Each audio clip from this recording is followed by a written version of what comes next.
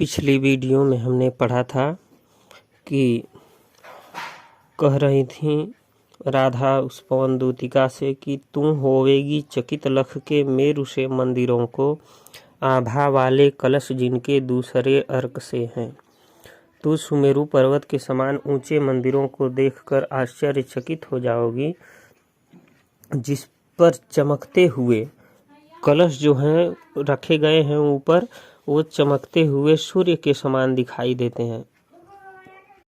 आगे फिर वहीं से कहती हैं कि देखे पूजा समय मथुरा मंदिरों मध्य जाना, नाना वाद्यों मधुर स्वर की मुग्धता को बढ़ाना, कीमा लेके रुचिर तरुके शब्दकारी फलों को, धीरे धीरे मधुर रव से मुग्ध हो बजाना। कह रही हैं कि जब तुम वहां पहुंचोगी और ऐसे समय यदि पहुंच गई कि देखे पूजा समय मथुरा मंदिरों मध्य जाना, ऐसे समय पहुंची जब मथुरा के मंदिरों में पूजा अर्चना की जा रही हो, तो नाना वाद्यों मधुर स्वर की मुग्धता को बढ़ाना। तब वहां अनेकों प्रकार के वाद्यों मतलब वाद्य यंत्र बज रहे होंगे, उनके मधुर स्वर जो होंगे उनकी मुग्धता को, उनकी सुंदरता को, शोभा को और तुम बढ़ा देना। कीमा लेके रुचिर तरुके शब्दकारी फलों को, कीमा अथवा लेके रुचिर तरुके, तरु माने वृक्ष, यानी कि अच्छे वृक्षों के फलों को लेकर के, उनके शब्द रूपी फलों को लेकर के धीरे धीरे मधुर रव से मुग्ध हो बजाना। धीरे धीरे अपने मधुर स्वर से उनका साथ देना। जब वह वृक्ष हिल रहे हों फल के साथ, तो उसमें तुम साथ देना, तुम हवा हो इसलिए साथ देना और मधुर आवाज में मोहित हो करके बजाना। जब आगे कहती हैं कि तू देखेगी जलद तन को जा वहीं तदगता हो, होंगे लोने नयन उनके ज्योति उत्कीर्णकारी, मुद्रा होगी वर वदन की मूर्ति सी सौम्यता की, सीधे सीधे वचन उनके सिक्त होंगे सुधा से, नीले फूले कमल दलसी गात की श्यामता है, पीला प्यारा वसन कटि में पहनते हैं फबीला, छूटी काली अलख मुख की कांति को है बढ़ाती, सद वस्त्रों में नवल तन की फूटती सी प्रभा है। कह रही हैं कि तू देखेगी जलद तन को जा वहीं तदगता हो।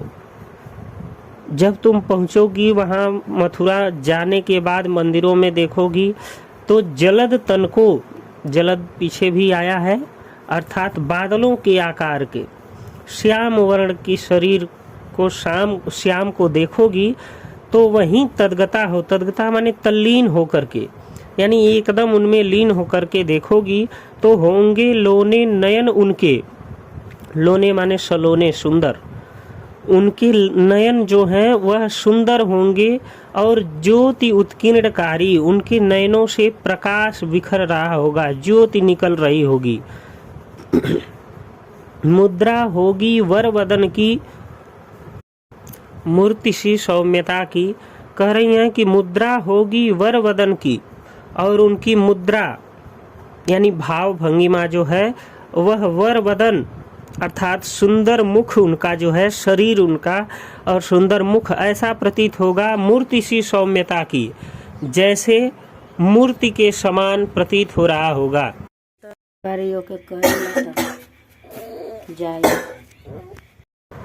आगे कह रही हैं कि सीधे सीधे वचन उनके सिक्त होंगे सुधा से, और उनके वचन जब वह बोल रहे होंगे तो उनके बोले गए शब्द ऐसे प्रतीत हो रहे होंगे जैसे अमृत से सींचे हुए के समान प्रतीत हो रहे होंगे उनके शब्द। नीले फूले कमल दलसी गात की श्यामता है, और फूले हुए नीले कमल के समान, कमल के समूह के समान गात की श्यामता है। गात माने उनके शरीर, उनके शरीर की श्यामता है, यानी उनका शरीर सांवला और मनोरम उसी प्रकार से है जैसा नीला खिला हुआ कमलों का समूह रहता है। और कह रहे हैं कि पीला प्यारा वसन कटि में पहनते हैं फबीला, फबीला माने सुंदर दिखने वाला, वसन माने वस्त्र, कटि माने कमर, यानी पीला और प्यारा लगने वाला वस्त्र कमर में वह सुंदर वस्त्र पहनते हैं। छोटी काली अलक मुख की कांति को है बढ़ाती। अलक माने केश, यानी कि काले बाल उनके जो है छूटे हुए हैं, जो मुख तक आ जाते हैं, वह उनके मुख की शोभा को बढ़ा देते हैं। सद वस्त्रों में नवल तन की फूटती सी प्रभा है। सुंदर वस्त्र धारण किए हुए उस कृष्ण के नवल तन की फूटती सी प्रभा है। सौम्य शरीर में, सांवलेपन वाले शरीर में नए जैसे प्रकाश की किरणें निकल रही हों ऐसा प्रतीत होता है। प्रभा अर्थात किरण, यानी कि फूटती हुई किरण निकल रही हो। आगे कह रही हैं कि सांचे ढाला सकल वपुहै दिव्य सौंदर्यशाली, सतपुष्पोषी सुरभि उसकी प्राण संपोषिका है। दोनों कंधे वृषभ वर्षे हैं बड़े ही सजीले, लंबी बाहें कलभ करसी शक्ति की पेटिका हैं। कह रही हैं उनके शोभा का गुणगान करते हुए राधा उस पवनदूतिका से कि सांचे ढाला सकल वपु है दिव्य सौंदर्यशाली। वपु माने शरीर, सकल माने संपूर्ण। उनके शरीर को देखोगी तो ऐसा प्रतीत होगा जैसे सांचे में ढाला गया उनका संपूर्ण शरीर है और वह दिव्य है, अलौकिक है, ऐसा प्रतीत होगा। शतपुष्पों सी सुरभि उसकी प्राण संपोषिका है। शतपुष्पों सी, जो सुगंधित पुष्प होते हैं उनके समान देखोगी तो ऐसा प्रतीत होगा, उनके समान, सुगंधित पुष्पों के समान उनकी प्राण संपोषिका है, अर्थात पोषण करने वाली, प्राण को चलाने वाली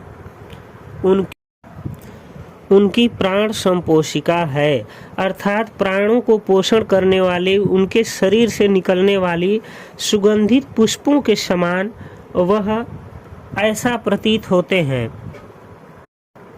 या उनके शरीर से ऐसी सुगंध निकलती है जो प्राणों का पोषण करती हो। दोनों कंधे वृषभ वर्षे हैं बड़े ही सजीले। उनके दोनों कंधों को देखने पर ऐसा प्रतीत होता है जैसे वे उत्तम कोटि के सांड के कंधे हों। वृषभ माने बैल या सांड, सांड के कंधे हों। वर माने श्रेष्ठ, यानी श्रेष्ठ सांड के कंधे मजबूत हों। लंबी बाहें कलभ करसी शक्ति की पेटिका हैं, और उनकी लंबी लंबी बाहें कलभ करसी, कलभ कर का मतलब होता है हाथी के सूंड जैसी, अर्थात उनकी लंबी लंबी बाहें हाथी के सूंड जैसी शक्ति की पेटिका हैं, यानी शक्तिशाली पेटिकाओं के समान लग रही हैं, हाथी के सूंड के समान लग रही हैं।